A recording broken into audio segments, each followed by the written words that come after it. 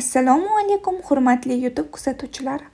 Bugun sizlarga taqdim etmoqchi bo'lganlarim albatta e'tiboringizdan chetda qolmaydi deb umid qilgan holda barcha yoshlar uchun qiziq bo'lgan mavzuga qo'l urdim.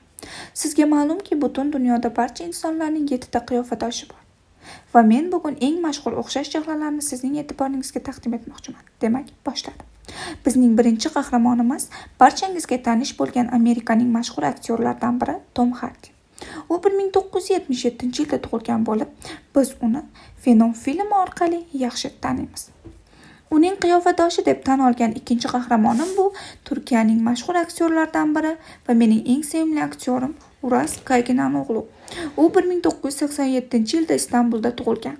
U ijodini 2014-yildan boshlagan va biz uni Elchining qizi seriali orqali yaxshi taniymiz.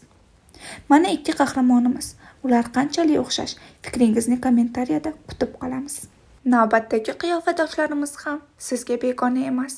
Ularning biri Gollivudning eng qimmat aktyori deya ta'rif beriladigan Jack Gyllenhaal hisoblanadi. U Chapaqay, Ertadan keyin va Sahro shahzodasi kabi filmlar orqali ommaga tanilgan. Keyingi aktyorimiz ham qiyofadoshdan qolishmagan holda o'z mamlakatining yorqin yulduzi hisoblangan Chag'lar Ertugruldir.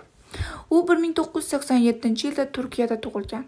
Bu aktyor bizning telekanallarimizda namoyish etilayotgan Fazilatxonim qizlari seriali orqali qalbimizga kirib borgan.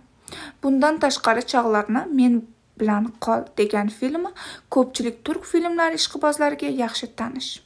Qahramonlarimiz qanchalik o'xshash? O'zingiz baho bering. So'nggi qahramonlarimizga ham yetib keldik. Hozirgi davrning yorqin yulduzi Joni butun dunyo yoshlarining yulduziga aylangan. Oramizda uni qo'shiqlarini eshitmagan inson yo'q. O'zbekistonda ham bir necha marotaba o'z konsert dasturlarini namoyish qilgan. Unga o'xshash chehra ham o'z yurtimizdandir. U TikTok, Instagram sahifalarida Mirab taxallusi bilan 2019-yildan buyon faoliyat yurg'izadi. Uning shaxsiy hayoti haqida hozircha ma'lumot yo'q. Mana bizning qahramonlarimiz. Fikr va mulohazalaringizni kommentariyada kutib qolamiz. Yoqqan bo'lsa like va podpiska bosishni unutmang.